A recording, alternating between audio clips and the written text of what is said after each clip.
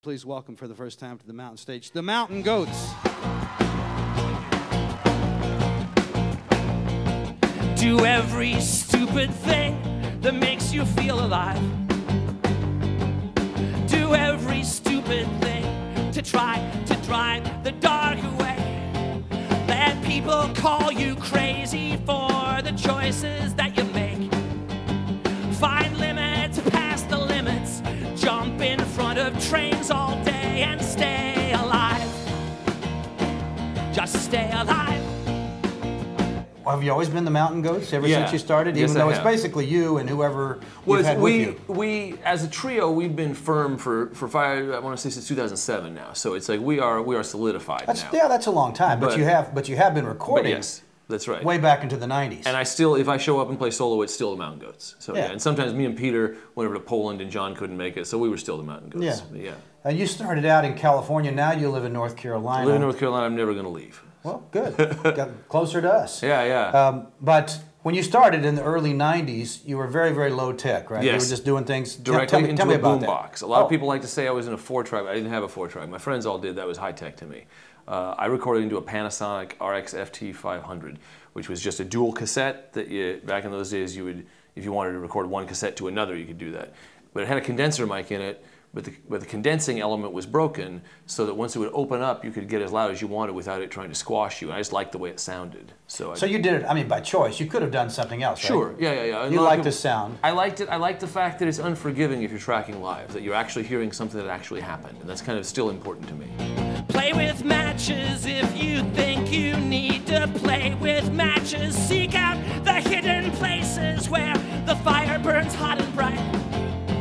Find where the heat's unbearable and stay there if you have to.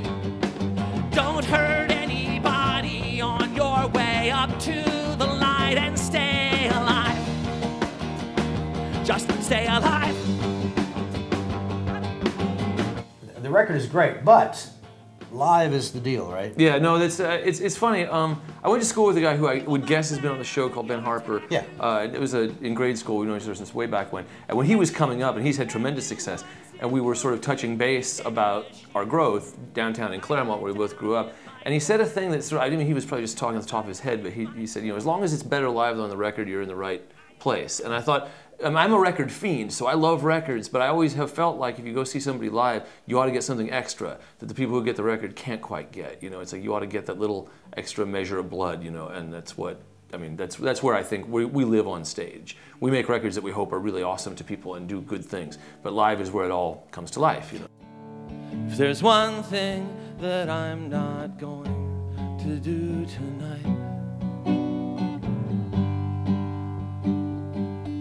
it's die for you. 'Cause when you speak, it's those two who speak through you who will speak for me. The burning and the electricity.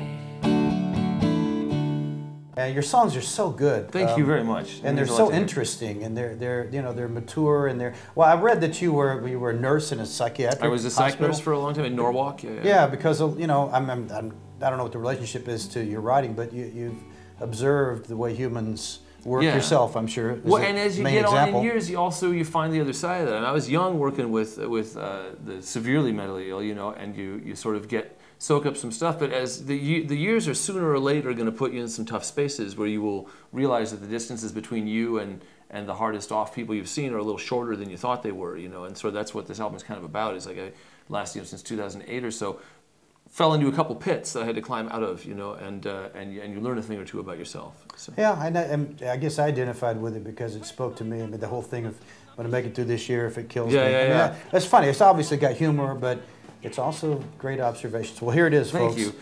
Transcendental Youth, and you can get it obviously on vinyl. You can get it on CD. The Mountain Goats, and as you just heard, obviously, as with most of our acts, if they come to your area, go see them. You're going to get a little sample on Mountain Stage, but you'd like to hear the whole show. You'd like to hear a lot of songs from this man, John Darnielle. Thanks so much. Good to have you here. Larry Groce, pleasure to be here. Yeah.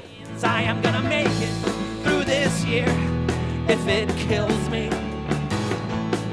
I am gonna make it through this year if it kills me.